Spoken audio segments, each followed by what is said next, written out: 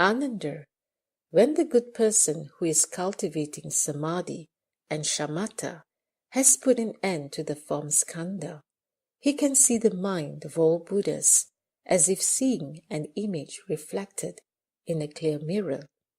He seems to have obtained something, but he cannot use it.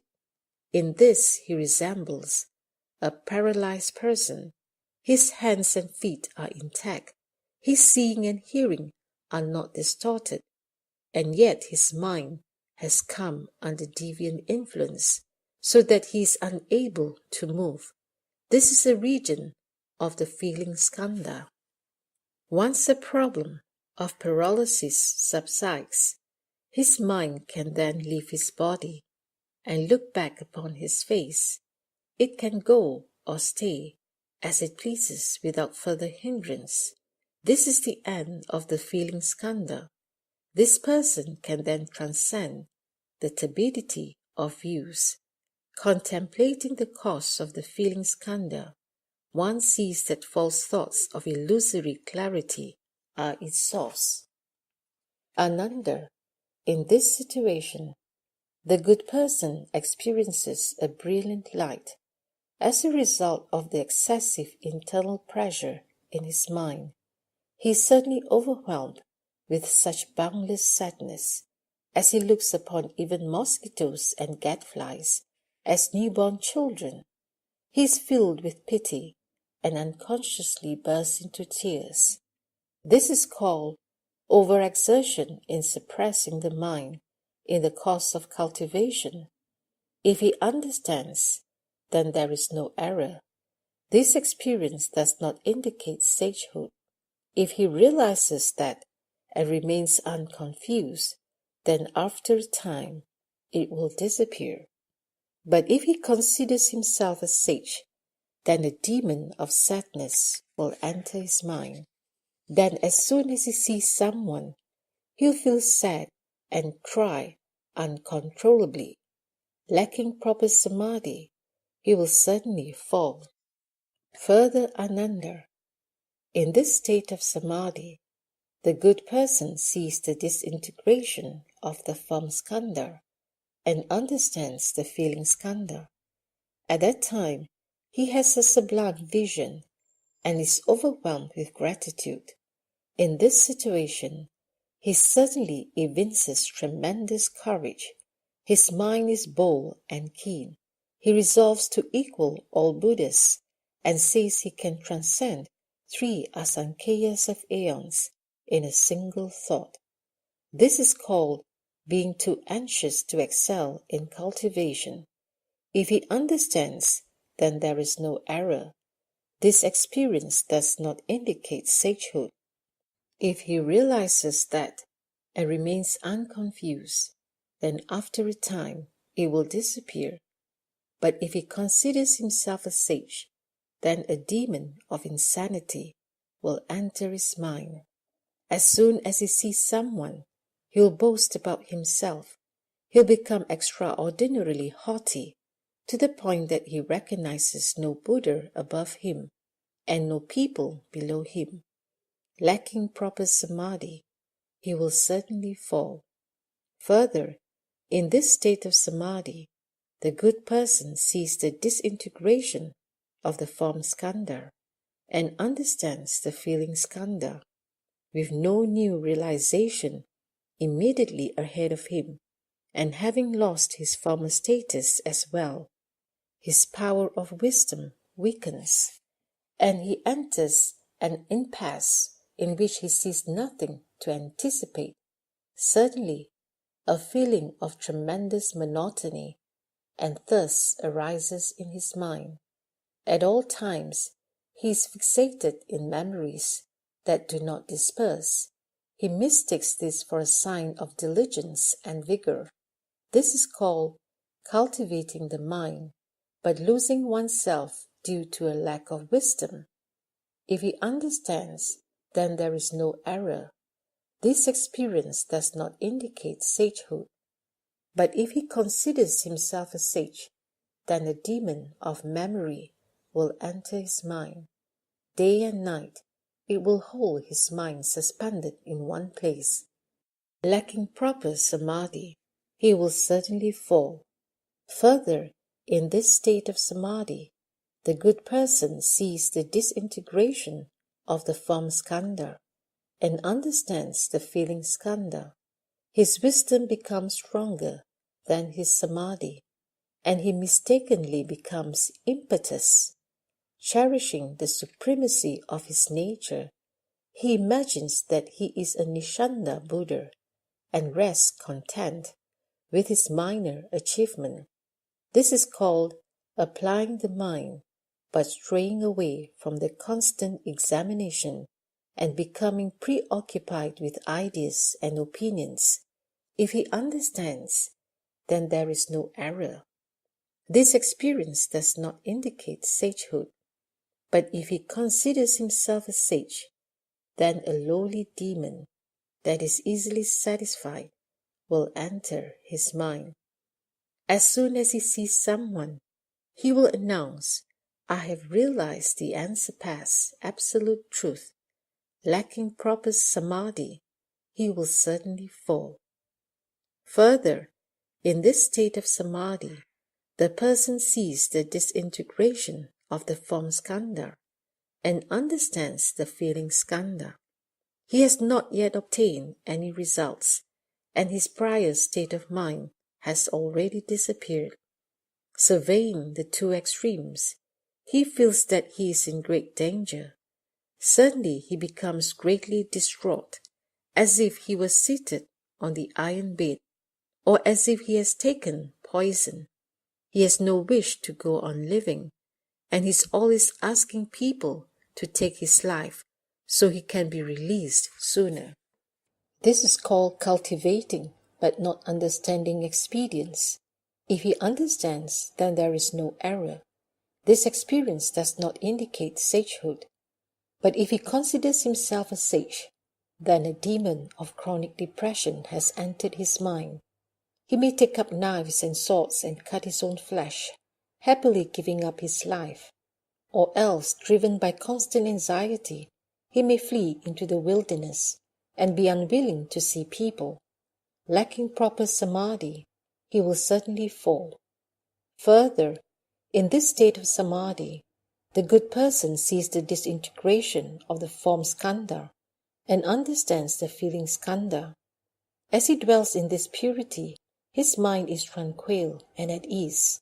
Suddenly, a feeling of boundless joy wells up in him. There is such bliss in his mind that he cannot contain it.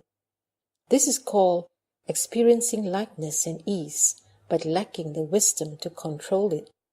If he understands, then there is no error. This experience does not indicate sagehood. But if he considers himself a sage, then a demon that lacks happiness will enter his mind. As soon as he sees someone, he will laugh. He will sing and dance in the streets. He will say that he has already attained unobstructed liberation. Lacking proper samadhi, he will certainly fall. Further, in this state of samadhi, the good person sees the disintegration of the form skandha and understands the feeling skandha. He says he is already satisfied. Suddenly, a feeling of unreasonable, intense self-satisfaction may arise in him. It may include pride, outrageous pride, haughty pride, overweening pride, and pride based on inferiority, all of which occur at once. In his mind, he even looks down on the Tathagatas of the 10 directions, but how much the more so on the lesser positions of sound hearers and those enlightened by conditions. This is called viewing oneself as supreme, but lacking the wisdom to save oneself. If he understands, then there is no error. This experience does not indicate sagehood. But if he considers himself a sage, then a demon of intense arrogance will enter his mind. He will not bow to stupas or in temples. He will destroy sutras and images. He will say to the Dhanapatis, "These are gold, bronze, clay, or wood. The sutras are just leaves or cloth. The flesh body is what is real and eternal. but you don't revere it. Instead, you venerate clay and wood. That is totally absurd. Those who have deep faith in him will follow him to destroy the images or bury them. He will mislead living beings so that they fall into the relentless hells.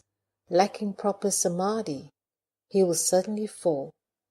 Further, in this state of samadhi, the good person sees the disintegration of the form skandha and understands the feeling skandha. In his refined understanding, he awakens completely to subtle principles. Everything is in accord with his wishes. He may certainly experience limitless lightness and ease in his mind. He may say that he has become a sage and attained great self-mastery. This is called attaining lightness and clarity due to wisdom. If he understands, then there is no error. This experience does not indicate sagehood. But if he considers himself a sage, then a demon that likes lightness and clarity will enter his mind, claiming that he is already satisfied. He will not strive to make further progress. For the most part, such cultivators will become like the unlearned bhikshu. He will mislead living beings so that they will fall into the Avicii hell. Lacking proper samadhi, he will certainly fall. Further, in this state of samadhi, the good person sees the disintegration of the form skandha and understands the feeling skandha. In that clear awakening, he experiences an illusory clarity. Within that, certainly, he may veer towards the view of eternal extinction, deny cause and effect, and take everything as empty. The thought of emptiness so predominates that he comes to believe that there is eternal extinction after death. This is called the mental state of samadhi, dissolving so that one loses sight of what is right.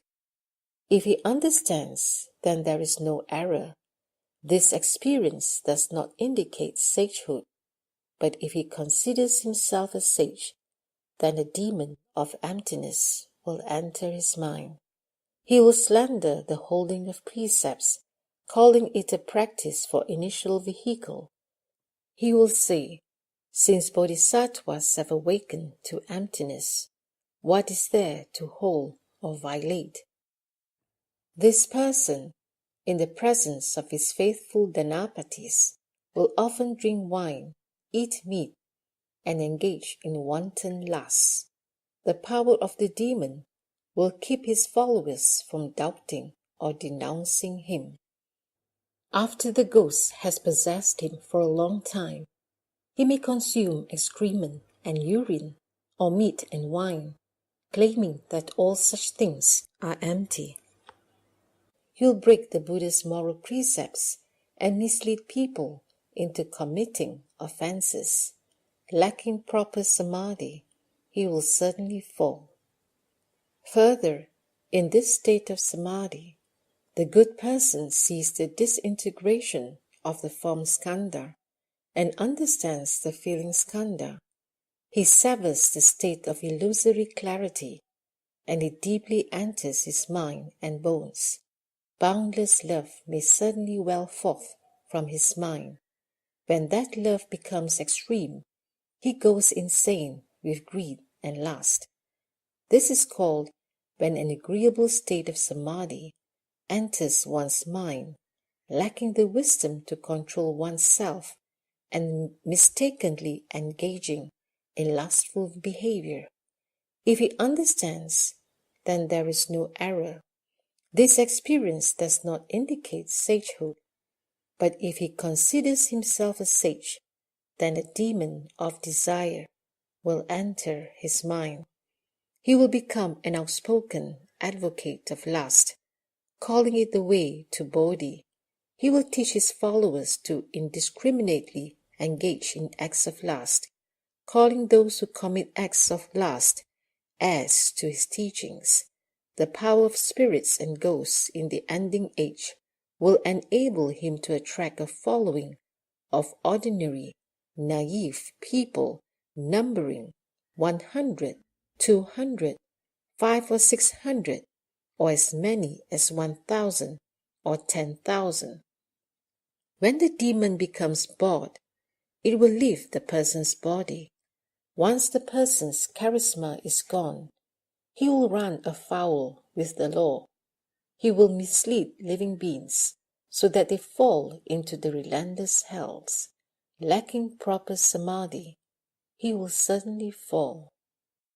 Ananda, all 10 of these states may occur in dhyana as one's mental effort interacts with the feeling skandha. Dull and confused living beings do not evaluate themselves. Encountering such situations, in their confusion, they fail to recognize them and say that they have become sages, thereby uttering a great lie. They will fall into the relentless hells. In the Dharma ending age, after my nirvana, all of you should pass on the Tathagata's teachings so that all living beings can awaken to their meaning. Do not let the demons of the heavens have their way. Offer protection so that all can realize the unsurpassed way.